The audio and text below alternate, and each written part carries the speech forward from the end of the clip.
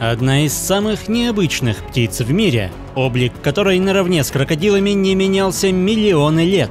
И как у обитающих по соседству рептилий, в арсенале пернатого охотника есть действенная тактика, основанная на внезапности и невероятно свирепой атаке, не оставляющей шансов зазевавшейся жертве. Привет, друзья! Вы на канале Время с пользой, и герой сегодняшнего выпуска – китоглав.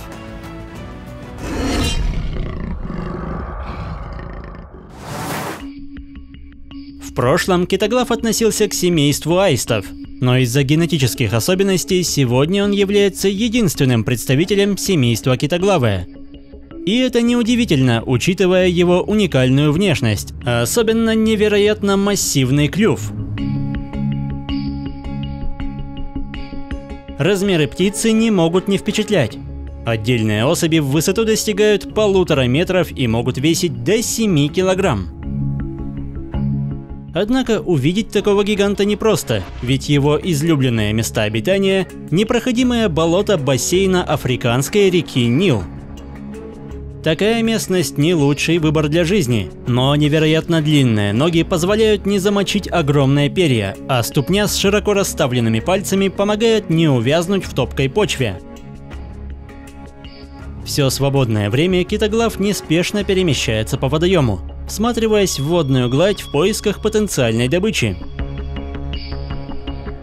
Большие глаза наделяют его невероятно острым зрением, но куда более сильными сторонами охотника становится внезапность и безграничное терпение.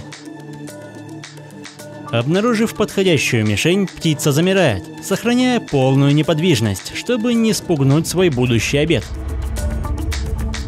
В таком положении китоглав может находиться часами, ведь он знает, что терпение вознаграждается.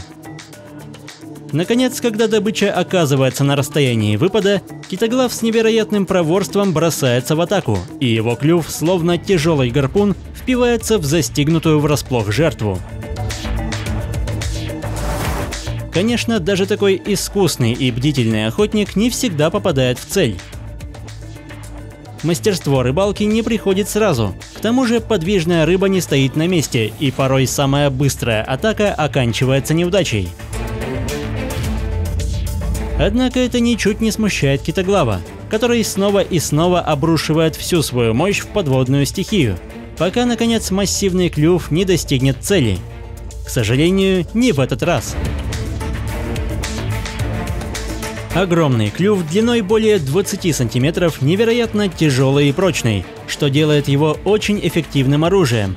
А острый изогнутый крюк на конце позволяет удерживать, разрывать и поедать пойманную добычу. Размах крыльев китоглава может превышать 2,5 метра, что позволяет поднять массивное тело в воздух. Но скорость его полета оставляет желать лучшего, и эта возможность используется нечасто, ведь прочесывание болота куда более важный процесс. В бассейне Нила обитает уникальная рыба, способная пережить сильнейшие засухи. Это протоптер, и в отличие от своих соседей, он дышит не только жабрами, но и легкими, что заметно повышает шансы на выживание. Но сухой сезон не главная опасность, ведь близость к поверхности может привлечь взор пернатого охотника, и мутная вода вряд ли поможет найти спасение от расчетливого и внимательного китоглава, стремительная атака которого может застать врасплох даже таких проворных созданий.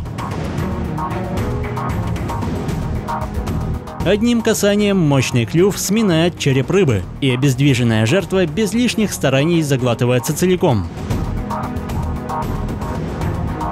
Дело в том, что в болотной воде мало кислорода, поэтому рыба использует примитивные легкие чаще, чем жабры, что и привлекает острый взгляд китоглава.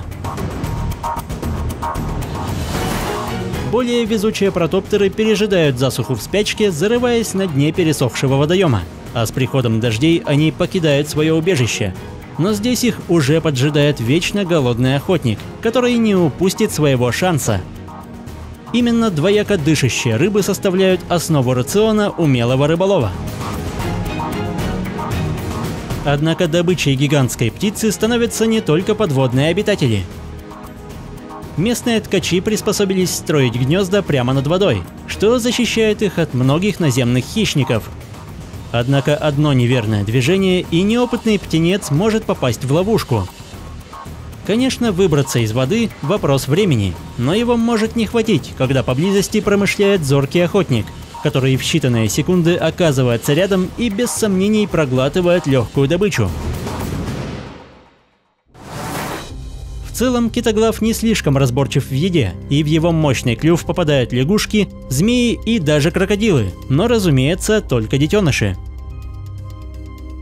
Глухие болотистые места лучше всего подходят для выведения потомства, ведь даже спустя несколько недель птенец все еще не может толком ходить, в чем заслуга длинных ног и невероятно тяжелого клюва, который заметно мешает балансированию. Малыши полностью зависят от родителей, и несмотря на близость водоема, они вынуждены просить у взрослых даже питье.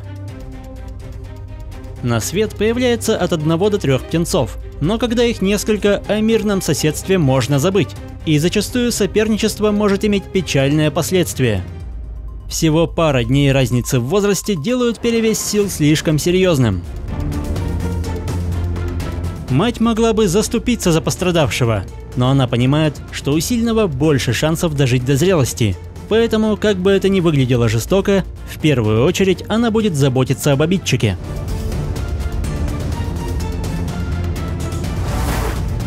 Такое поведение характерно для многих видов птиц. Даже обитающие по соседству цапли придерживаются точно такой же тактики. Но исход сражений может быть куда трагичнее, ведь гнездо обычно строится прямо над водой, и, становясь сильнее, птенцы могут предпринять попытку сбросить слабого в водоем, где его ждет печальная участь. Труднодоступные места, где живет и охотится китоглав, становятся недосягаемыми для большинства африканских хищников. Поэтому здесь птица чувствует себя в безопасности. У нее почти нет естественных врагов, и в своей среде пернатые охотники находятся на вершине пищевой цепи. Однако эти птицы целиком зависят от местности, и изменение среды обитания оборачивается для них настоящей катастрофой. Осушение болот, выжигание лесов и загрязнение водоемов поставили китоглавов в уязвимое положение, и сегодня их популяция оценивается лишь в 5-8 тысяч особей. И уже совсем скоро эти древнейшие уникальные создания могут оказаться на грани исчезновения. Если выпуск вам понравился, поддержите его лайком, комментируйте, подписывайтесь и проводите время с пользой. До скорого!